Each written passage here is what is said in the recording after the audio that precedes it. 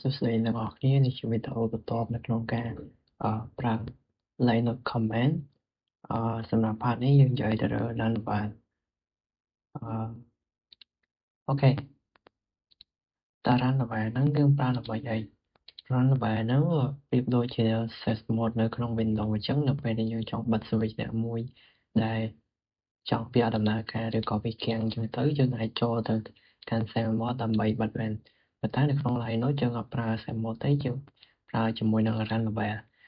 ដែល Runbar ហ្នឹងវាដូចជា Set Mode ដែរយើងប្រើវាដើម្បីក្នុងការបិទ switch ណាមួយអញ្ចឹងនៅក្នុងហ្នឹងវាចែកចេញជា6 level នៅក្នុង Runbar ហ្នឹងអញ្ចឹង level ទី0ហ្នឹងយើងប្រើដើម្បីធ្វើការ shutdown នៅ switch ណាមួយដែលយើងចង់ធ្វើការបិទហើយ level ទី1យើងប្រើដើម្បីសម្រាប់log in ជាមួយនឹង user តែមួយគត់ន័យថានៅប្រើជាមួយនឹង network ធម្មតាហើយនឹង user មានតែ user root ទេដែលអាច log in បានហើយនៅក្នុង switch ផ្សេងៗគឺអត់ដើរទេហើយសម្រាប់ទី2គឺ multiple user mode អាហ្នឹងសម្រាប់លេខ2និងលេខ3ហ្នឹងដូចតែគ្នាទេយើងប្រើតែមួយsorry លេខ2លេខ3និងលេខ4ហ្នឹងយើងប្រើតែមួយអញ្ចឹងលេខ3ហ្នឹងយើងប្រើជាមួយនឹង networking សម្រាប់ប្រភេទ no GUI មានន័យថាយើងអត់មាន graphic user ទេហើយlevel ទី5នេះយើងប្រើដើម្បីប្រើជាមួយនឹង networking ដូចគ្នាគ្រាន់តែប្រើជាមួយនឹង GUI មានន័យថាយើងប្រើជាប្រភេទgraphic user interface ចឹងទៅសម្រាប់យើងតែនេះតែលេខ3ទេដោយសារលេខ5យើងអត់បាន install ជា user interface ទេអញ្ចឹងសម្រាប់លេខ6នេះយើងប្រើដើម្បីធ្វើការ reboot service ហើយ reboot service ហើយសម្រាប់ការប្រើវិញយើងអាចប្រើ init 6 command reboot command ឬក៏ shutdown .all now ហ្នឹងក៏បានដែរអាហ្នឹងប្រើដូចតែគ្នាទេអូខេឥឡូវយើងធ្វើការ test ទាំងអស់គ្នា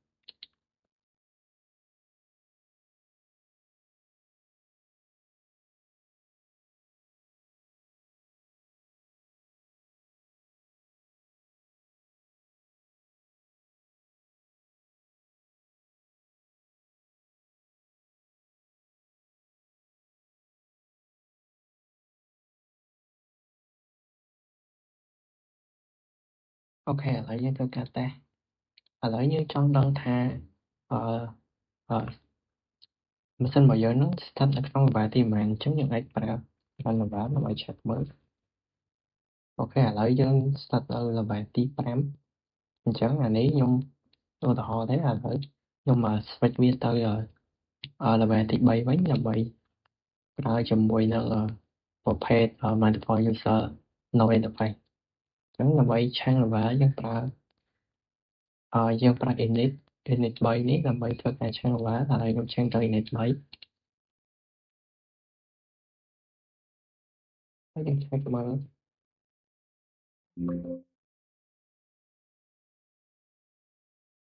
អូខេឥឡូវខ្ញុំបាន switch មកហើយពីមុនខ្ញុំនៅ level ទី5ឥឡូវខ្ញុំបាន switch មក level ទី3វិញហើយអញ្ចឹងក្នុងការ switch level ទៅពី level 1ទៅ level 1យើងប្រើ init ដើម្បីធ្វើការ switch ហើយដើម្បី check មើល level ដែលយើងកំពុងនៅយើងប្រើជាមួយ run level ដើម្បីធ្វើការ check ឥឡូវខ្ញុំ test ទៅលើ level ទី0អញ្ចឹង level ទី0ហ្នឹងយើងប្រើដើម្បី shutdown service អញ្ចឹងនៅពេលដែលខ្ញុំ change វាទៅ init 0អញ្ចឹងserver របស់យើងនឹងធ្វើការបិទខ្ញុំប្រើ init អូខេឥឡូវវាដាក់ឲ្យថា network បាន close network ហ្នឹងដែរឥឡូវវាបាន shutdown ហើយអញ្ចឹង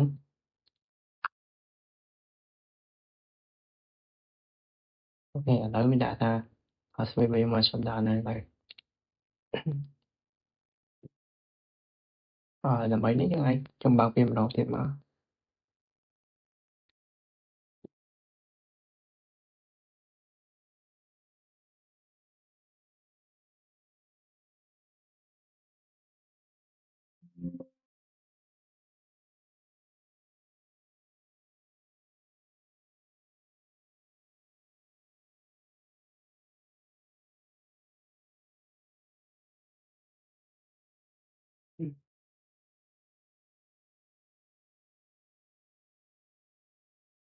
ឥឡូវអាហ្នឹងវាអញ្ចឹងគឺយើងប្រើនៅពេលដែលយើង check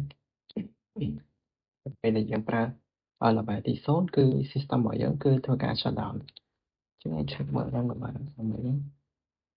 អូខេឥឡូវវា default របស់វាខ្ញុំ set បានល្បែទី5អញ្ចឹងបន្តិចទៀតយើងនឹងធ្វើការ set default វាទៅល្បែទី3វិញនៅពេលដែលយើងបោកម៉ាស៊ីនមកវាធ្វើការនៅល្បែទី3 auto មកអូខេឥឡូវយើងចូលទៅសាកនៅអានេះល្បែទី3ខ្ញុំនិយាយហើយអានេះសម្រាប់switch ទៅប្រភេទ no user interface អញ្ចឹងយើងមកដល់ទី6នេះវាធ្វើការដើម្បី reboot ទៅលើserver ឬក៏ service ណាមួយដែលយើងចង់ reboot ឥឡូវខ្ញុំប្រើ reboot សម្រាប់ចូលទៅក្នុងល្បែទី6នេះយើងប្រើ init ក៏បាន reboot ក៏បានឬក៏ shutdown all នេះក៏បានដែរឥឡូវខ្ញុំមកដាក់ reboot អូខេឥឡូវវាធ្វើការ reboot រួចរាល់ហើយ service របស់យើងនឹងធ្វើការ reboot អូខេពងតែ boot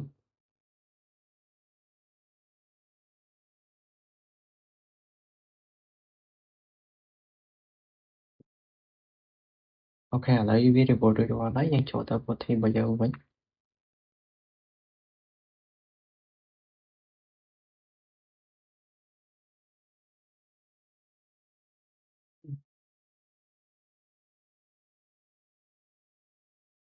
អូខេឥឡូវនេះនៅក្នុងការ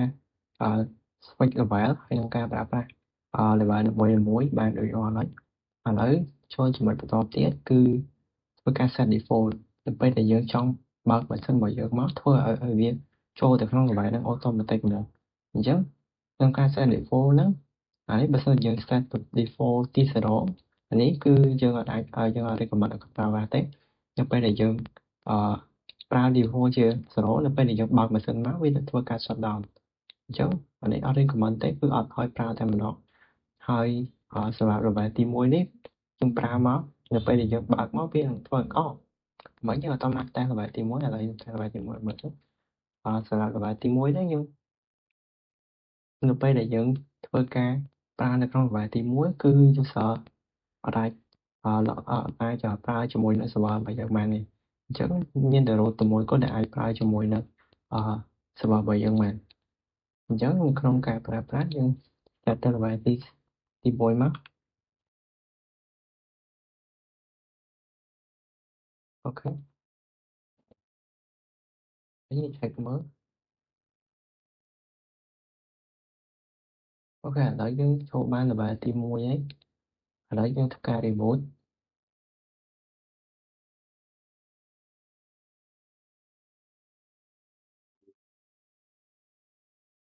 អូខេឥឡូវវាដាក់ថា connect វា connect អត់បានទេមានតែ local ឬក៏វា available របស់យើងទេដែលអាច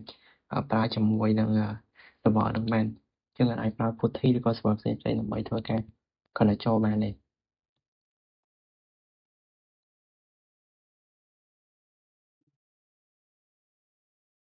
អូខេឥឡូវខ្ញុំសាក connect មើលដើម្បីចង់ដឹង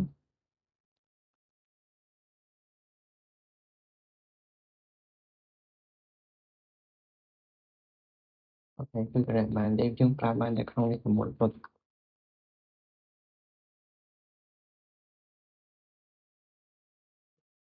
អូខេអញ្ចឹងគឺវាមានលក្ខណៈបែបហ្នឹងសម្រាប់ level ទី1ឥឡូវយើងធ្វើការទៅតេស្ត level បន្តទៀត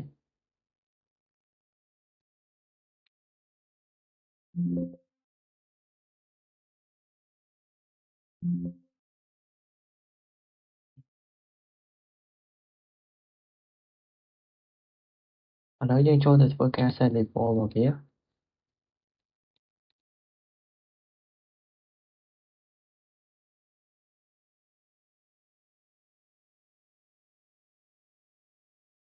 ឥឡូវជំហានបន្ទាប់យើងធ្វើការ set default របស់វានៅពេលដែលយើងបើកម៉ាស៊ីនមកវានឹងធ្វើការset default ឲ្យទៅ level ហ្នឹង automatic ហើយសម្រាប់ទី1នេះបើយើង set មកវានឹងធ្វើការចូលទៅមិញទៅតាម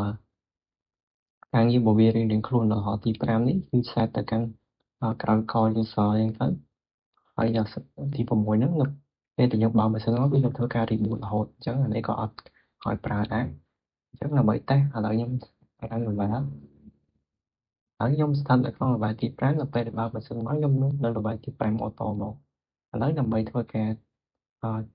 check mới từ lời target nhưng ngày pra system info này bạn đang theo sạch những con target bao nhiêu nước tí tận target là bỏ là bài tìm mình đó về đó info lấy là view bài hai mó cứ graphical target chẳng graphical target nó sẽ không là bài tìm mình chẳng graphical target nó sẽ không là bài tìm mình chẳng vì trong tới đấy thì trong là bài tìm mình lớn nhưng trong set vi tư là bài tìm 7 là bây để bằng sân nó đi thật không là bài tìm 7 một ok là thứ nhưng đã là bài set yang pra system control tama set default và tama đặt target chẳng nhưng set là bài tìm 7 chẳng nhưng đặt system control tama set default tama nhưng đại chùm mỗi nhân target bài nhóm cứ mà multi user target target ok ở đó dùng set ban reroll lại là nội dung reboot viết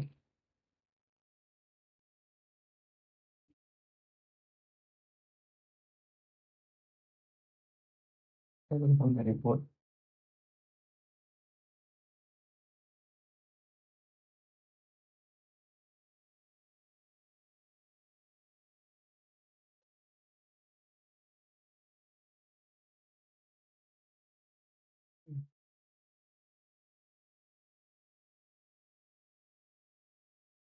cái là cái tag mới là bị trong đăng thang default là bây đại dương bạn mà xin nó bị thật là không là bài thiên lệnh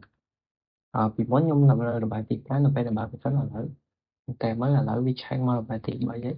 chắc là bây là bạn mà xin mau phía bên này thật là không là bài tiết bây ô tô mình tay một chắc là đáng là con ca sẽ default nhưng mà bạn nó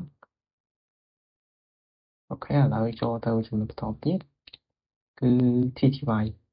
thi thì bài nó rất đôi chữ tham dần nó bây để dân trong pra làm mấy thôi ca thép tới ca là càng như một mối chân lại thép chân mà lấy dân pra cho mỗi lần thi thì bài là chẳng thi thì bài one thi thì bài thú làm mấy thôi ca switch miếng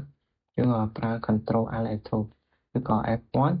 rồi bây giờ chọn switch trên là control alt thú chẳng chẳng ai switch bị thi thì bài one tới cắm thi thì bài thú mình ok ở dân ta mới lại ní dương np để ní cho ai thép bàn thế là lại nhưng mới trong với những cái thi thì bài máu ở lại nhau là không là thi thì bài one chứ nhưng trong tác mới là mấy thôi cái switch thi thì là mấy thôi cái switch thép bài là chứ nhưng cho control ờ,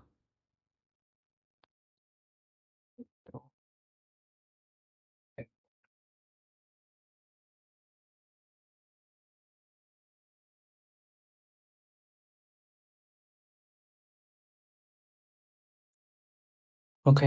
lỡ nhung thôi cái switch này dẫn cho control đó lỡ nhung sẽ đặt trong em muốn là lỡ nhung cho em thú vì là thôi cái cho tao mà thèm tiền chứ mà thèm những cái thèm thay mày chứ nhung cảm giác tại mua bị bậy ok rồi sẽ đi được anh thôi ok lại trong viên cho sợ muốn mua cả cái đá đó lấy ngang cái được bao giống như chọn spectator từ từ tab tìm mỗi tab từ bộ mày nó nhưng cho control án F1 má ok lấy làm bây giờ cái switch trên check bàn đó là đi F1 check F2 spectator tab thi thì bài thú check F1 spectator thi thì bài one ok là với tàu mà giống như tập nó là con cái và comment này được con này được xin đọc tan và